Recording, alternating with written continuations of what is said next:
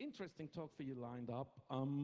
Have you ever thought about, as a developer, either hardware or software, how your products can be used or abused? What about the dual-use tools? Like they can be used for finding stuff like your phone or your bag, but they can also be used for tracking people.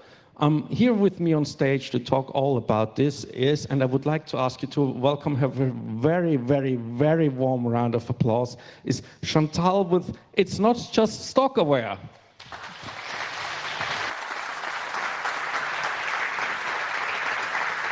Thank you. I'm going to start this off with saying I'm fucking nervous, so if I fuck this up, I have stickers with me to make it up to you.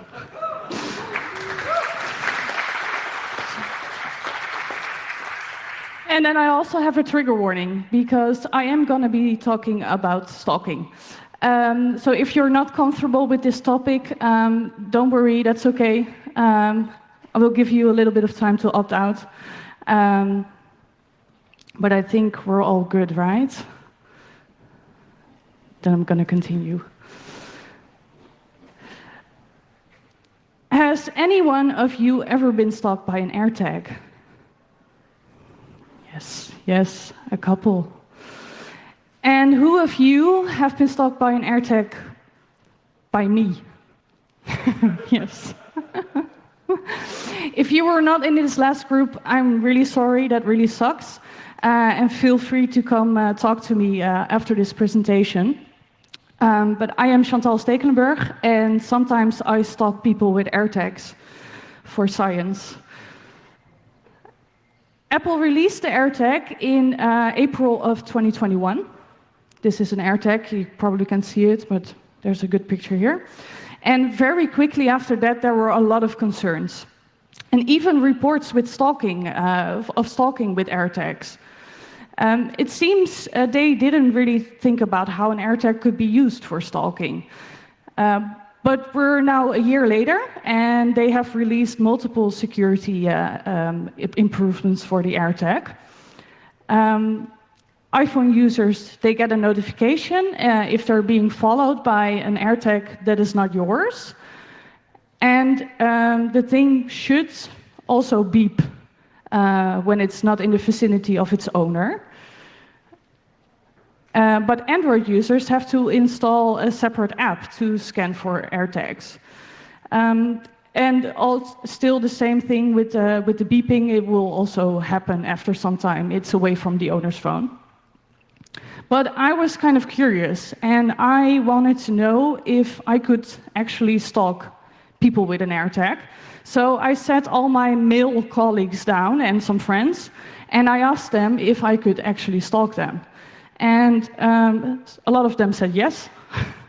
So I wanted to see like if they get a notification and if it would start beeping. And I also wanted to know if you could hear the beeping. And it turns out that if you have an iPhone, the notification that you are being followed by an AirTag, it works. It shows up within the hour. Yeah, already a little bit of time to follow you, but reasonable. But without an iPhone, how would they know? Because who is going to use this very specific app to scan for AirTags multiple times a day to see if you're being followed? I don't think a lot of people do that. And not once in my experiments did it actually start beeping. But if it would be very easy to disable that beforehand. And you can even buy them with the sound disabled. It's big business because this is way more money than the original AirTag. So Apple made a very affordable tracker or stalking device, but they are not the only one. There's the Samsung SmartTag, the AirTag, and you have tile, this is a smart tag, and many, many more.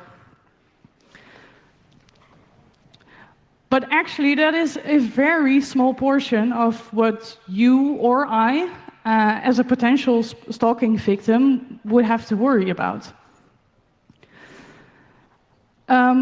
Last week on Twitter, I asked my followers, what do you think that stalkerware is? And it kind of seems that we have a pretty good idea of what that is.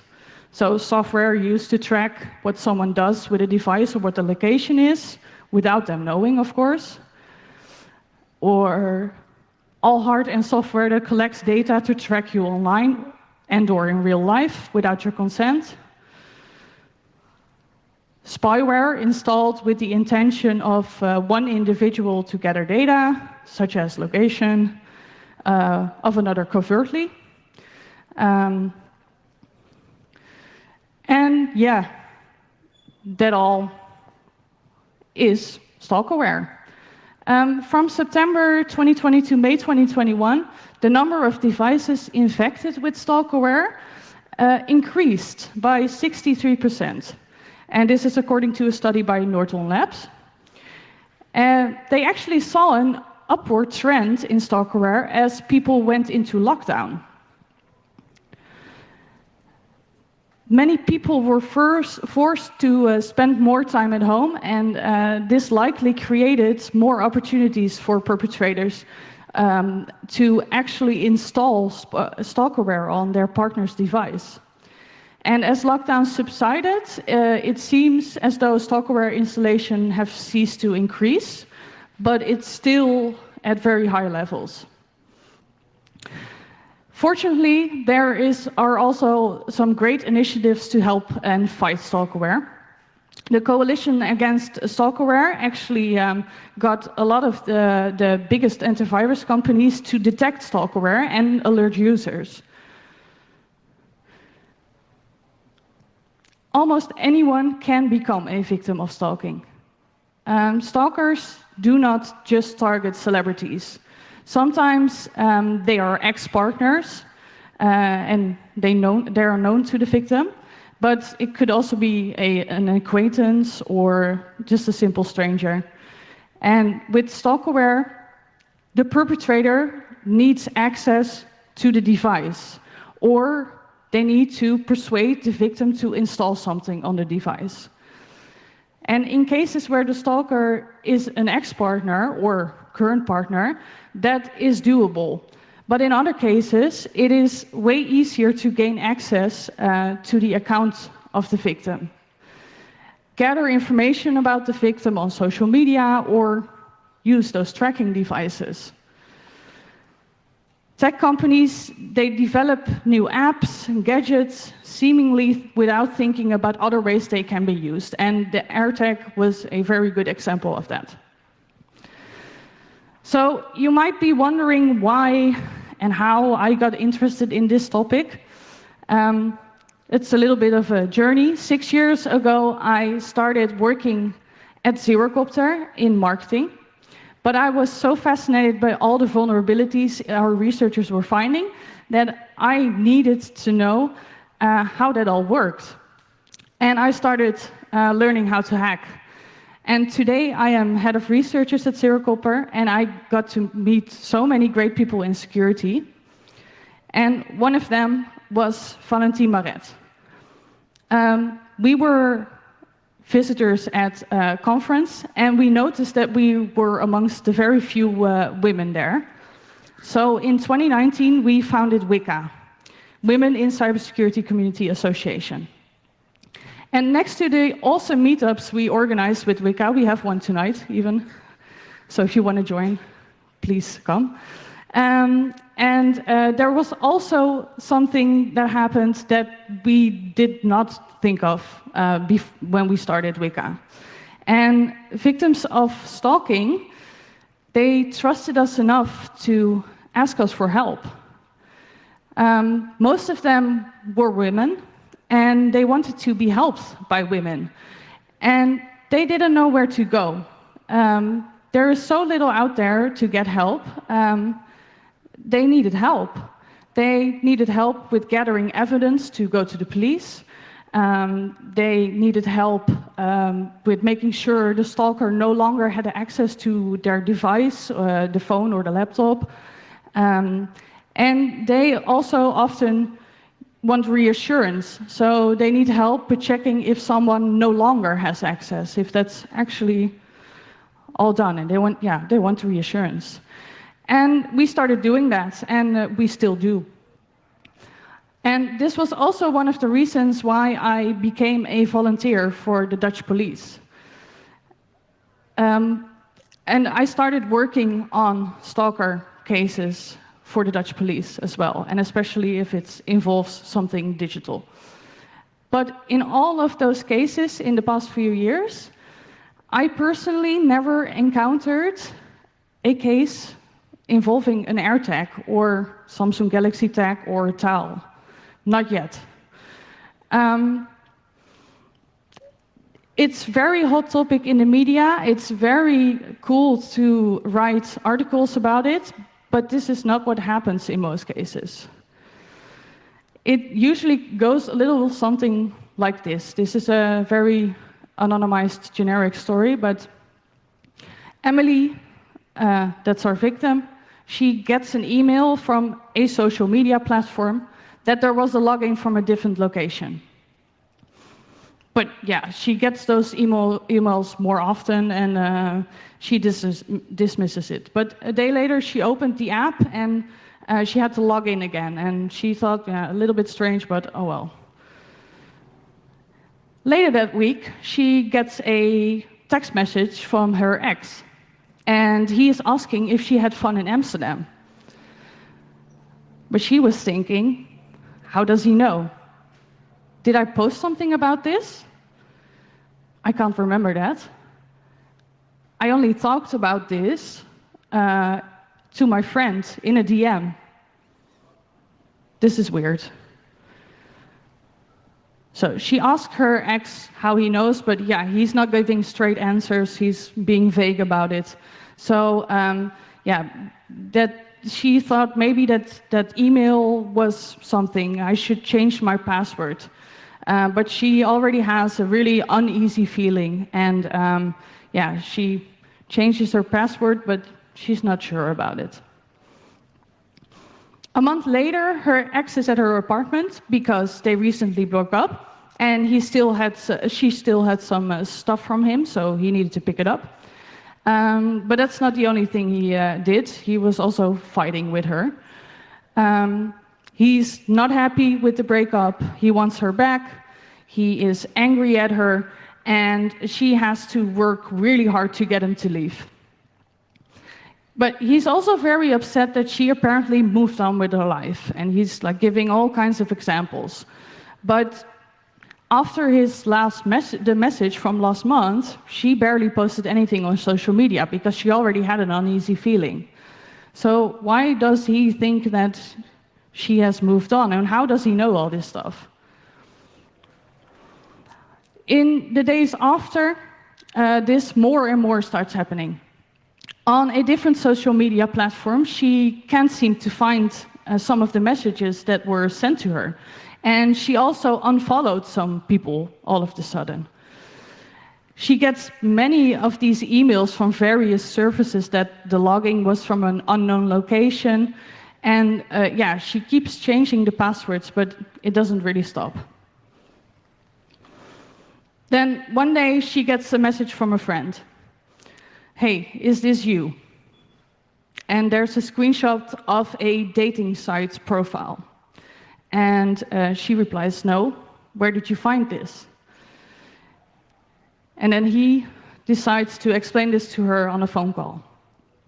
He explains where he found the dating site profile, but the text in the bio is a little bit strange. So that's why he decided to contact her. He goes on to tell Emily that the profile is asking for explicit sex acts, and that if someone messages the profile, they can get some nudes and an address. And this is where I'm going to stop, because I think we can all imagine that this is a very frightening situation. And it leaves you with a lot of questions. But where do you start with finding help if you don't know what's going on? And I'm sure many of you already have a checklist in your head of things to check, things to do, things to turn on. But most people don't understand what is going on, and they don't have this checklist. So for many victims, this feels very lonely, and they feel a lot of shame. They are constantly afraid of what is going to happen next. And then they also have to go on this big search to get help. Because what do you Google? Some of them, they end up at the police, but the police are dependent on the evidence that they can get. And to get evidence that someone has access to your accounts is not always easy. Victims, they change their passwords to try and fix it. They reinstall their phones or laptops. They even buy new phones and laptops to make sure that no one can get in. So not all evidence can be gathered anymore. And this makes that these cases are pretty hard. And what I have experienced in all of those cases is that the victims really don't know where to turn to. And yeah, this is where I think I and us, we can all help. Stalking victims are upset. They are frightened, and they really don't feel safe. But can we help them feel safe and stay safe? I know that in this tent, we probably all understand strong, unique passwords and multi-factor authentication, and that would have prevented a lot for Emily. So if you have someone you know that doesn't understand this as well as you do, please help them. Help them understand what they can prevent by setting this all up. That's it. Thank you.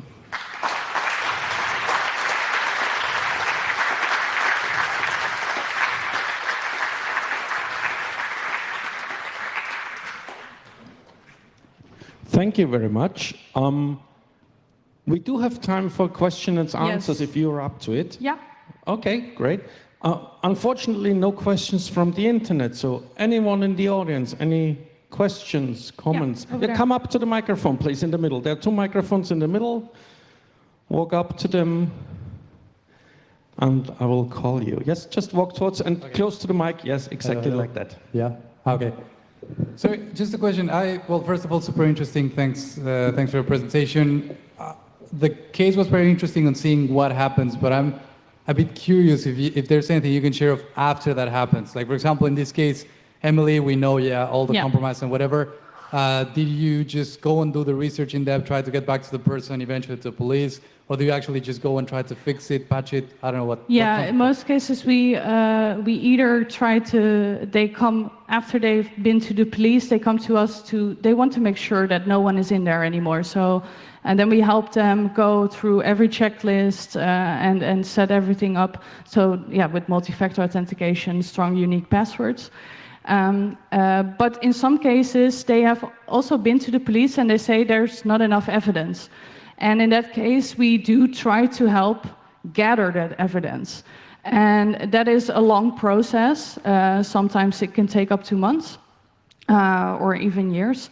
But we try to gather evidence, document everything that is happening, make screenshots, try to gather everything so that they have a little bit more evidence, and then maybe the police can go after someone. Sometimes it's also not known who the perpetrator is, and in that case it's very difficult. But in most cases, the victim already has a hunch. They already know of someone that might do this, and in my experience, it's usually that person. Yeah. Thank you. Next question, please. Yep. Not per se a question, more like a comment. like during the telling of the story of Emily, I felt like I just wanted to punch that guy in the face. Yeah, me Honestly, too. yeah. It's just so fucked up that this kind of stuff happens. Yeah, and that is really something I learned in the past couple of years, is that this has such an emotional impact on victims that sometimes they get so paranoid that, yeah, they can't even leave their house. So yeah, it's a lot of impact. Yeah. Yeah, this is way too much. There must be ways this should be regulated, and like there should be some kind of education so people people can go to their phones and check for like malicious apps, or like an Yeah, and that's what organization that like checks a lot for of people. antivirus companies now have this detection in their antivirus. So if you install this on your phone, they actually scan for stalkerware and they alert you. So I think that's a really good thing. But it sounds like you want to help. Yeah, I definitely want to help. Let's do it. Sure.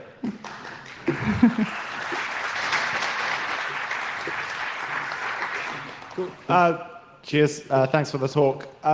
Just wondering if anyone, say for someone came to me and said, hey, I think I might be a victim of stalkerware, do you have any advice on where that person should go? You mentioned obviously Wicker and stuff like that, and you seem to be helping people already. Is there resources that I can push them towards, like here's a checklist if you're feeling uncomfortable talking to people, or these people you can go to? Are there any kind of like, you know, you mentioned the police already. Do they have a way you talk to them, or? Yeah, that's a little bit of the problem, I think. So for stalkerware software that's actually installed on your phone or your laptop or anything, there is some like detection for that. So, but then, yeah, in the case of that someone is in your account, so for example, Facebook, iCloud, I don't know, that's something completely different. And then you have the AirTags, you have plenty more variations. There's not one single point you can go to, except for the police. And then, yeah, they need evidence. So that's difficult. So that's why I'm asking for help, because I don't have all the sources also. But I think we can improve a lot in that. And we can help victims point them in the right direction. Cheers. Do you have any checklists or warning signs for people to look out for other people? Yeah. An So example for me would be account sharing and like, oh yeah, he knows my password. That's I big red admit that I don't also have an entire database that I already publicly shared. I do have some stuff, and I'm going to share that.